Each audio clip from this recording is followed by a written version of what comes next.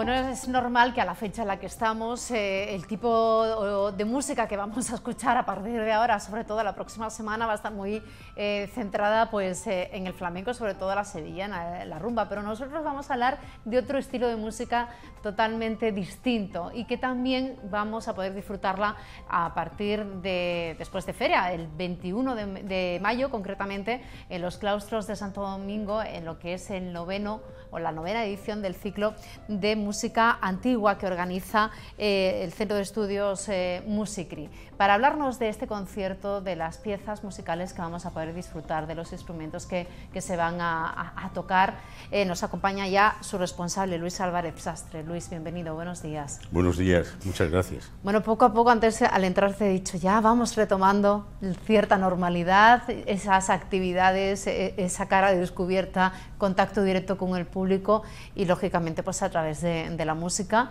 y lo primero que se va a realizar es este concierto, ¿no?, de la novena edición del ciclo de música antigua. Efectivamente, teníamos ya todos ganas, ¿verdad?, de volver a lo que pensamos que ocurrió hace mucho tiempo y sin embargo está a la vuelta de la esquina. De hecho, el ciclo solamente lo tuvimos que suspender el año 2020, el año más siniestro de la pandemia, y afortunadamente el año pasado lo pudimos volver a hacer con algunas restricciones, obviamente, pero también descubrimos cosas nuevas. Siempre aquello de decir, bueno, no hay mal que por bien no venga. El año pasado lo hicimos en los claustros también, pero en lugar de hacerlo en el refectorio, lo hicimos en las galerías del claustro, que es una maravilla. Entonces descubrimos ese lugar que pensamos utilizar también en futuras ocasiones, aunque este año... Pero en esta ocasión no. Todo es en el refectorio. El refectorio, en la sala refectorio de los claustros de Santo Domingo, aunque no se descarta, ¿no?, esa utilización de esos espacios de lo que es el claustro en sí, claro, por de supuesto. Las galerías. Bueno, cuéntenos qué es lo que se va a poder disfrutar el próximo 21 de mayo.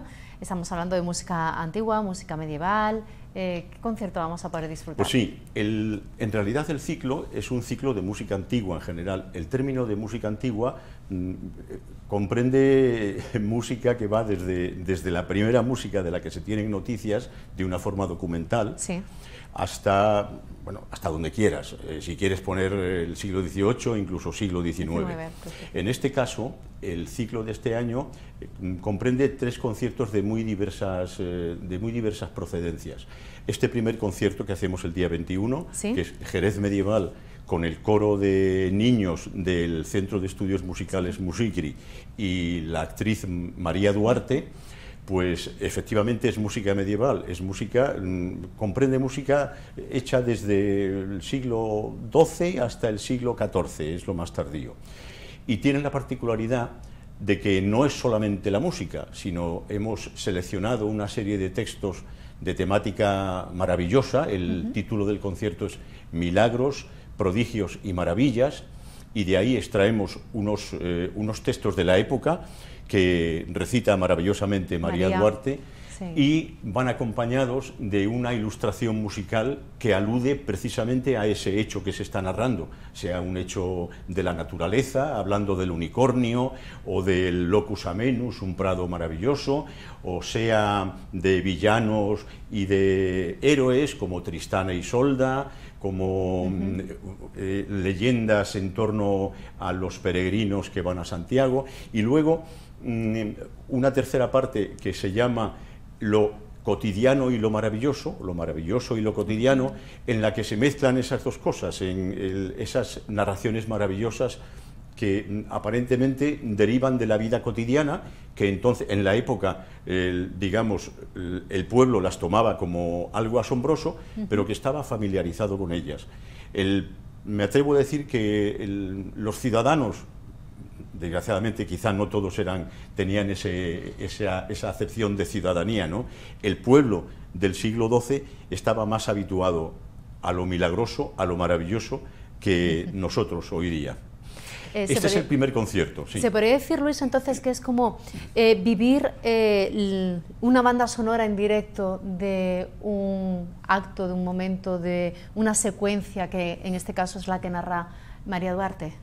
Eso es lo que nos gustaría, que el público fuera capaz de entrar como cuando ves una obra de teatro maravillosa, que te metes en la época de Shakespeare, o te metes en la época que sea, en la época de los romanos, ¿no? Si es una tragedia, o en la época griega, si es una tragedia griega, pues nos gustaría que el público se metiera absolutamente dentro de esa ficción que le vamos a presentar, ilustrada con la música, porque hoy día podemos ver obras maravillosas de escultura, pintura, incluso, y nos podemos hacer una idea de aquello que presenciaban, de aquello que los ojos de los que vivían en el siglo XIII-XIV podían ver. No es tan fácil escuchar la música. Hoy día, obviamente, tenemos discos, tenemos todo tipo de sí, pero cuando aparatos se le acompaña con una interpretación es más vivo, fácil. ¿verdad? Claro. Claro. Eso nos gustaría, sí. Bueno, ¿y qué duración va a tener este primer concierto? Ha hablado de diferentes fragmentos que aluden a distintas obras, a distintos textos.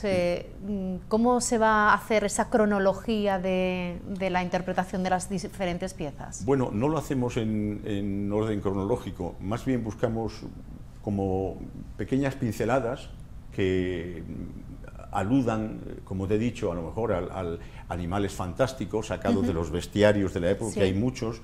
El unicornio, por ejemplo, pues es un animal que todo el mundo pensaba que existía realmente, luego sabemos que es un animal de ficción, pero hay muchos textos de la época que lo describen minuciosamente.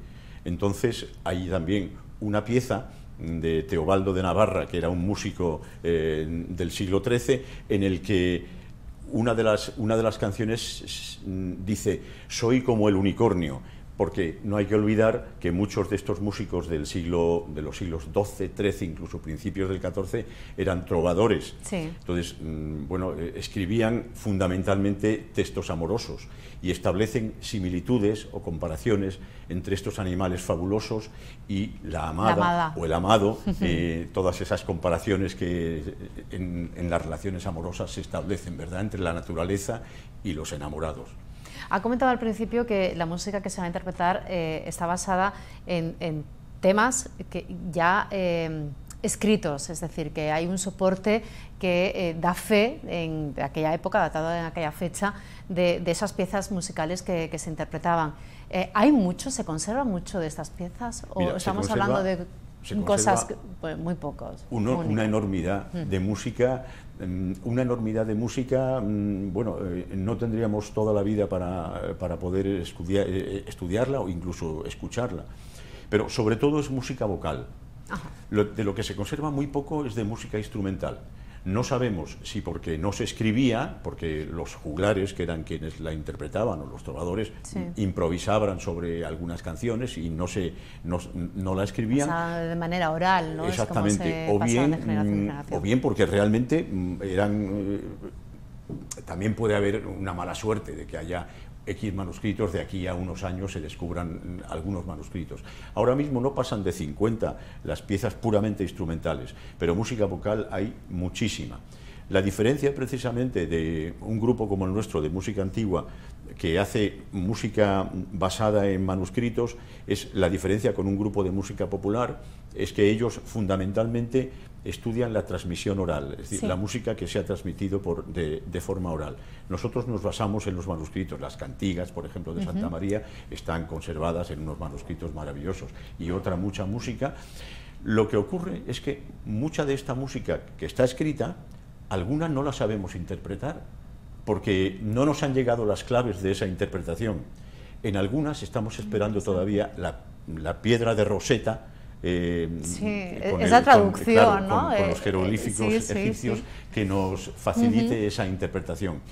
Se han hecho muchos avances, sobre todo en musicología comparada, algunas piezas que están escritas de una forma que hoy día no somos capaces de descifrar, también lo están escritas en otro sistema que sí somos capaces de descifrar. Entonces, mediante esas comparaciones se puede avanzar mucho en la musicología. Y luego también está la fantasía propia. Es decir, si no lo sabemos interpretar, para que digamos era así, pues no era así, a lo mejor no era así, pero podía haber sido así. Hoy día estamos habituados también, ¿no? Muchas cosas, muchas canciones las interpretan unos u otros, y de unos a otros hay muchas diferencias. Son, bueno, variaciones sobre un mismo tema. ¿Y se está estudiando, se está investigando para poder descubrir algún día esa interpretación leal de esos manuscritos, de esas partituras, por decirlo de alguna forma? Hay digamos, unos avances en musicología que, no me atrevo a decirlo, pero son similares a los que tenemos en la tecnología, en materia de ordenadores, o similares a los que hay en medicina respecto a muchas cosas. Es una labor muchas veces muy callada y que tiene resultados cada mucho tiempo, porque muchas veces hay que esperar a encontrar algún pequeño detalle en algún manuscrito, en alguna biblioteca, a saber dónde está, para que haya ciertas cosas que se nos desvelen. Pero se trabaja muchísimo. La musicología es una ciencia con muchísimo futuro. Animo aquí a los músicos y a los estudiantes de música a que investiguen en esa rama, porque además hoy día hay unas especialidades maravillosas en la mayoría de las universidades. Luis, este ciclo cumple ya 9 ediciones. ¿Por qué nació este ciclo de música antigua? ¿Para animar al público a escucharla, para darle oportunidad al público a conocerla, para divulgar este estilo musical que normalmente pues, no se estudia en una educación básica y que bueno, pues existe, hay que darla a conocer a todo el mundo, sobre todo también a las generaciones más jóvenes?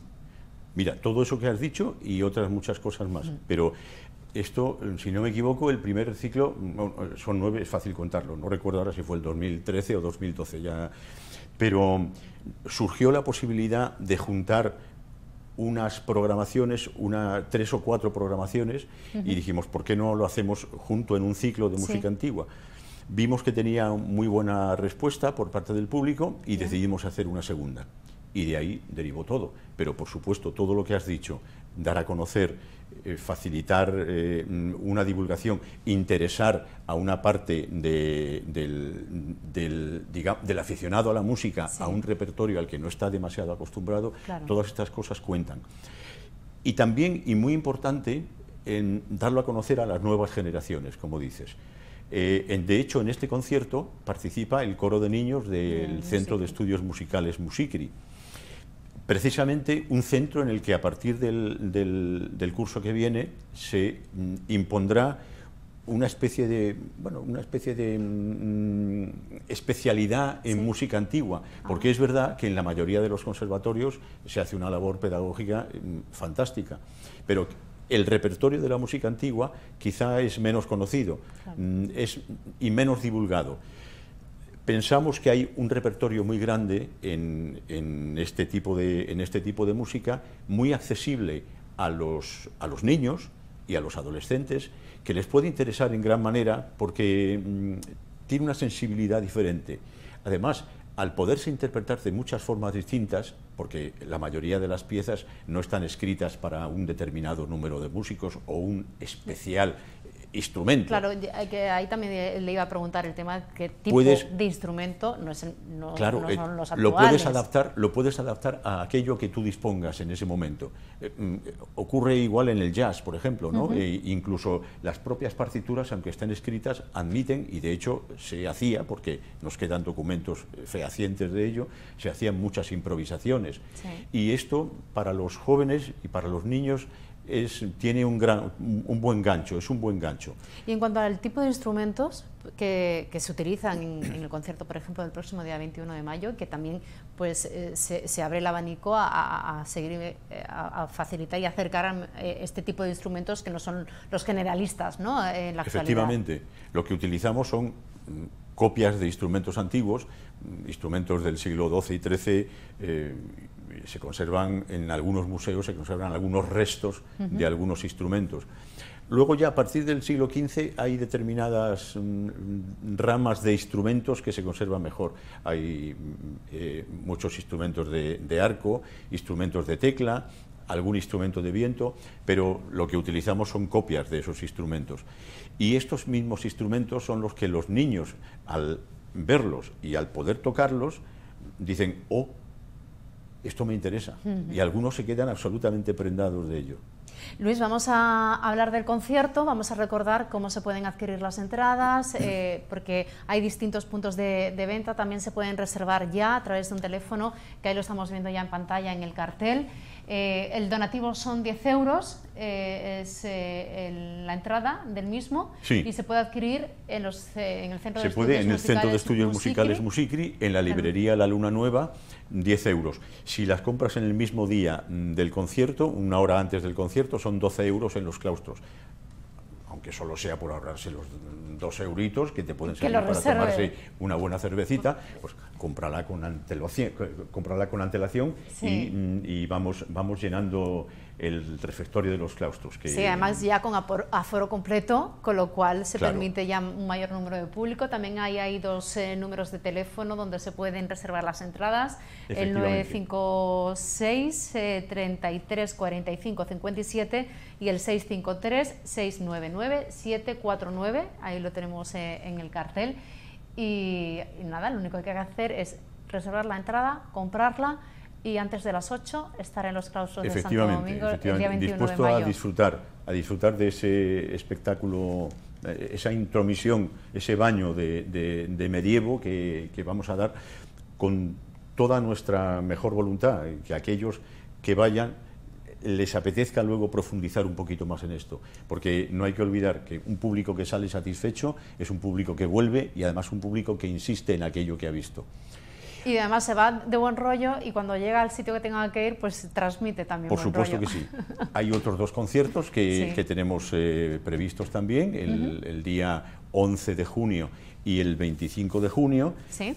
El 9 de junio, no sé si tenemos tiempo para hablar de ello. Rápidamente. El día 11 de junio es un estupendo concierto con conciertos de Vivaldi para diversos instrumentos y orquesta, dirigido por Lola González, con una pléyade de solistas, Sandra Raña, violín, Carlos García, violonchelo, María Luz Martínez, laúd, conciertos de Vivaldi. Vivaldi ya sabemos que es siempre un disfrute. Al escuchar la música de Vivaldi nos ponemos contentísimos. Y el día 25 de junio, pues un concierto insólito, porque 3 violas da gamba, un instrumento que tuvo un interés especialísimo en los siglos XVII y XVIII, se unen a un tenor, Vicente Bujalance, Pablo Romero, Ricardo Huete y Marino González, nos van a ofrecer piezas de un compositor que era soldado y compositor. Hacía tanta música como combatía en el campo de batalla, pero son unas obras maravillosas, llenas de fantasía, 3 violas da gamba y tenor, no hay tanta oportunidad para escuchar este repertorio. Y luego no nos olvidemos de la jornada participativa, el día 9, una aproximación al clave, como dice el programa, para pianistas y músicos curiosos. Todos aquellos que sepan la existencia o no sepan de la existencia de un instrumento como el clavicémbalo, el clave en España llamado, pueden acercarse y tocar el instrumento, interesarse por su historia, por sus avatares, por su repertorio, con una inscripción previa. Eso creo que es algo fundamental. Yo te invito a que cuando se acerque la fecha regreséis de nuevo aquí a este plató y hablamos de todo, de esta jornada el día 9 y de los conciertos tanto los días 11 de junio como 25. La jornada nos interesa muy especialmente porque el público pues de Jerez antes tiene que estar implicado con el ciclo. Siempre lo ha estado. Luis, muchísimas gracias por habernos acompañado. Como siempre. Nos vamos, nos despedimos y regresamos mañana a partir de las 10 aquí en Jerez al Día. Adiós.